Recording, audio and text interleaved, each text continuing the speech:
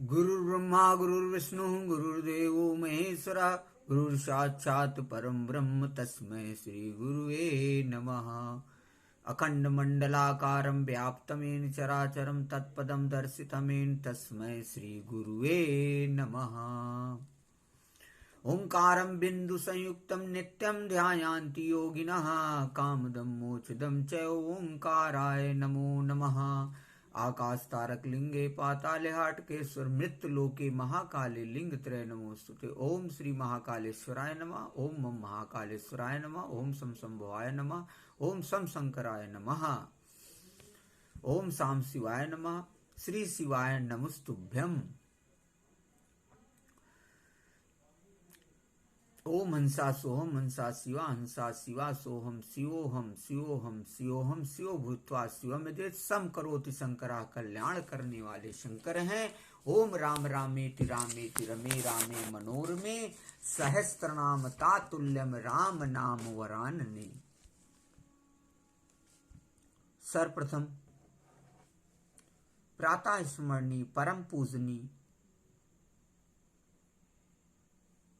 परम गुरुदेव ब्रह्मलीन परमहंस त्रिमुनि महाराज जी के पावन चरणों में कोटि कोटि नमन है। आत्मामनाय अनंत श्री विभूषित श्रीमद प्रयाग पीठाधीश्वर ब्रह्मलीन जगत गुरु शंकराचार्य स्वामी माधवानंद सरस्वती महाराज जी के चरणों में कोटि कोटि नमन है।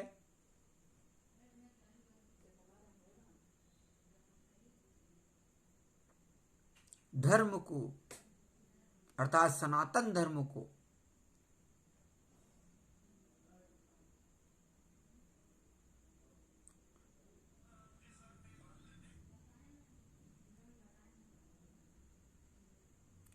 पूर्णतः दिव्यता के साथ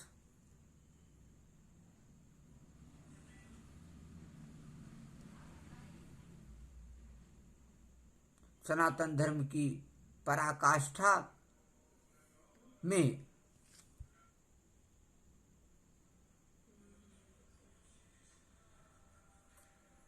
अपने ज्ञान को अद्भुत तरीके से प्रदर्शित करने वाले ब्रह्मलीन सनातन धर्म सम्राट स्वामी करपात्री जी महाराज जी के चरणों में कोटि कोटि नमन है। 8वीं शताब्दी में अलग तरीके की क्रांति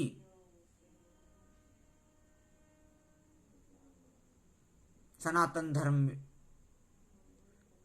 में लाने वाले अद्वैतवाद के प्रवर्तक भगवान आदि शंकराचार्य जी के चरणों में कोटि कोटि नमन है। श्रावण मास के पावन पर्व में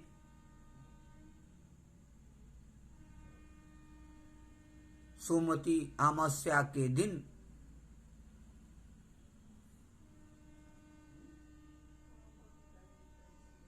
श्रावण मास का जो आज दूसरा दिन है उसकी रीतिकाल रात्रि में आप लोगों के सम्मुख में उपस्थित हुआ हूं।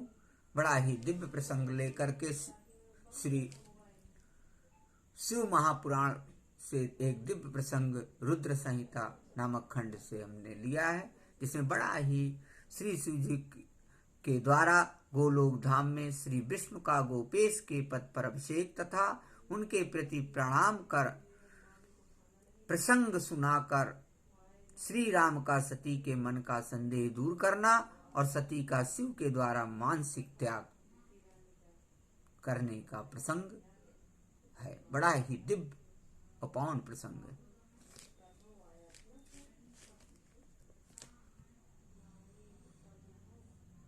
ओम द्वादश ज्योतिर्लिंगाय नमः। हे चक्रधर, हे चक्रपाणि, हे चक्र युद्धधारी, ओम सुदर्शन चक्राय नमः। श्री शिवाय नमस्तुभ्यम। हर महादेव, अलख निरंजन। आइए प्रसंग में प्रवेश करते हैं। श्री राम बोले, देवी, प्राचीन काल में एक समय परम सृष्टा भगवान शंभु ने अपने परात्पर धाम में विश्वकर्मा को बुलाया और उनके द्वारा अपनी गौशाला में एक रमणीय भवन बनवाया जो बहुत ही विस्तृत था। उसमें एक श्रेष्ठ सिंहासन का भी निर्माण कराया। उस सिंहासन पर भगवान शंकर ने विश्वकर्मा द्वारा एक छत्र बनवाया जो बहुत ही दिव्य और सदा के लिए अद्भुत और परम उत्तम था। तत्पश्चात उन्होंने सब ओर से इंद्र आदि देवगणों, सिद्धों, गंधर्वों, नागादिकों तथा संपूर्ण उपदेवों को भी शीघ्र वहां बुलवाया। समस्त वेदों और आगमों को, पुत्रों सहित ब्रह्मा जी को, मुनियों को तथा अप्सराओं सहित समस्त देवियों को जो नाना प्रकार की वस्तुओं से संपन्न थी, आमंत्रित किया। इनके सिवा देवताओं, ऋषियों, सिद्धों और नागों की 16 कन्याओं को भी बुलवाया, जिनके हाथों में मांगलिक वस्तुएं थीं। मुने वीणा, मृदंग आदि नाना प्रकार के वाद्यों को बजवाकर सुंदर गीतों द्वारा महान उत्सव रचाया। संपूर्ण औषधियों के साथ राज्याभिषेक के योग द्रव्य एकत्रित किए गए। प्रत्यक्ष तीर्थों के जलों से भरे हुए 5 कलश भी मंगवाए गए। इनके सिवा और भी बहुत सी दिव्य सामग्रियों को भगवान शंकर ने अपने पार्षदों द्वारा मंगवाया और वहां उच्च स्वर से वेद मंत्रों का घोष करवाया।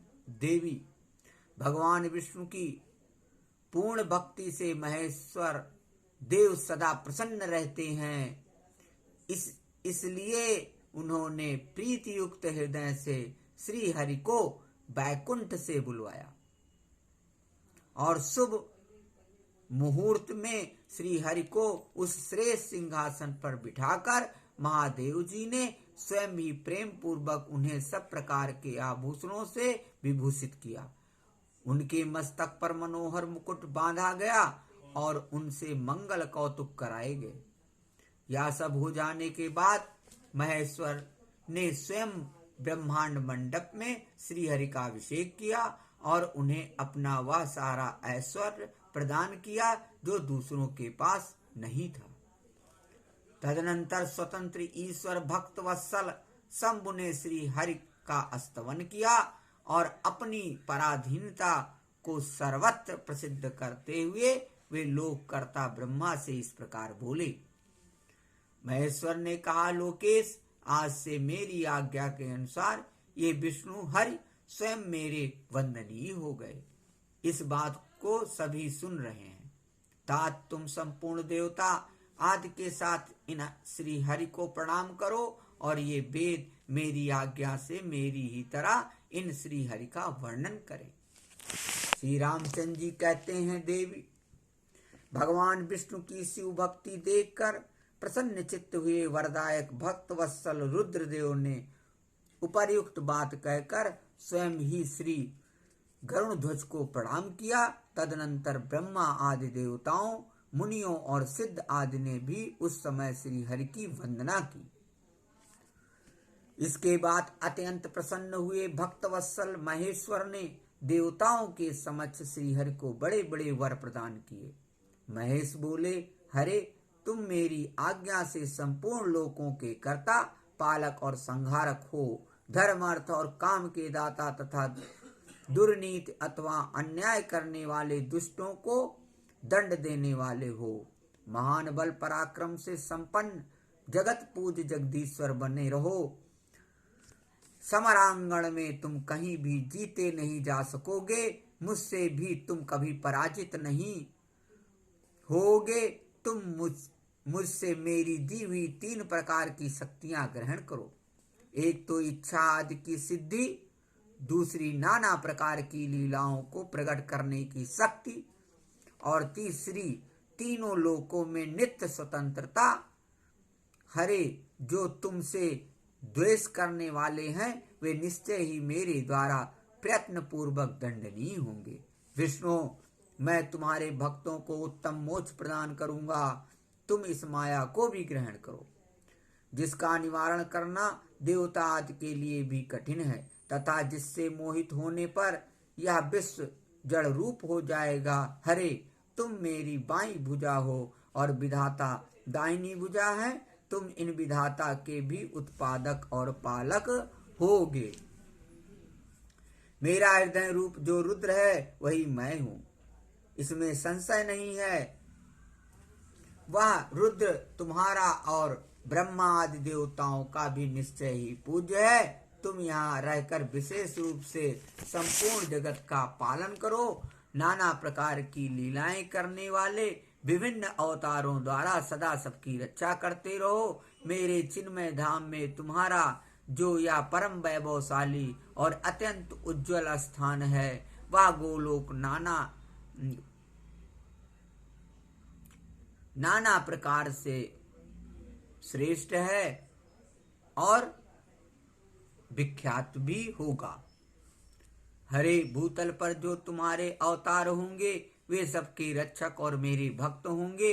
मैं उनका अवश्य दर्शन करूंगा, वे मेरे वर से सदा प्रसन्न रहेंगे।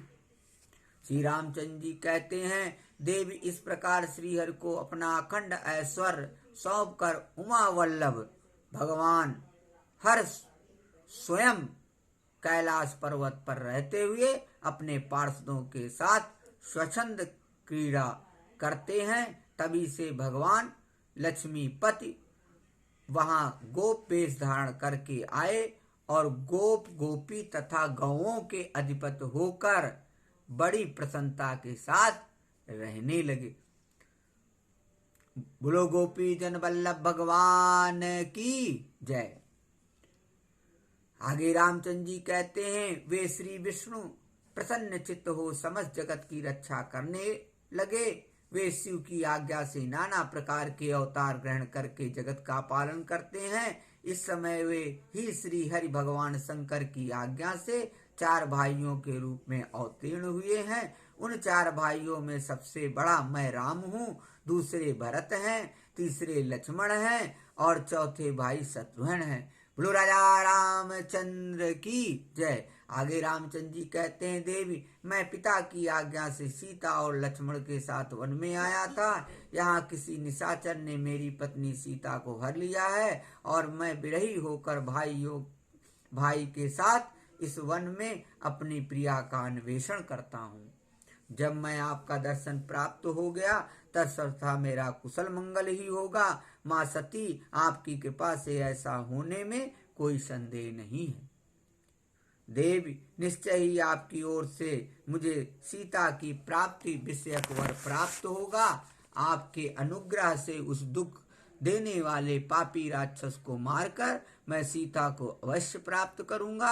आज मेरा महान सौभाग्य है जो आप दोनों ने मुझ पर कृपा की। जिस पर आप दोनों दयालु हो जाएं, वह पुरुष धन्य और श्रेष्ठ है। इस प्रकार बहुत सी बातें कहकर कल्याणमयी सती देवी को प्रणाम करके रघुकुल शिरोमणि श्री राम उनकी आज्ञा से उस वन में विचरने लगे। पवित्र हृदय वाले श्री राम की यह बात सुनकर सती मन ही मन शिव भक्ति परायण रघुनाथ जी की प्रशंसा करती हुई बहुत प्रसन्न हुई, पर अपने कर्म को याद करके उनके मन में बड़ा शोक हुआ। उनकी अंग कांति फीकी पड़ गई। वे उदास होकर शिव जी के पास लौटी। मार्ग में जाती हुई देवी सती बारंबार चिंता करने लगी कि मैंने भगवान शिव की बात नहीं मानी और श्री राम के प्रति कुत्सित बुद्धि कर ली। अब शंकर जी के पास जाकर उन्हें क्या उत्तर दूंगी। इस प्रकार बारंबार विचार करके उन्हें उस समय बड़ा पश्चाताप हुआ। शिव के समीप जाकर सती ने उन्हें मन ही मन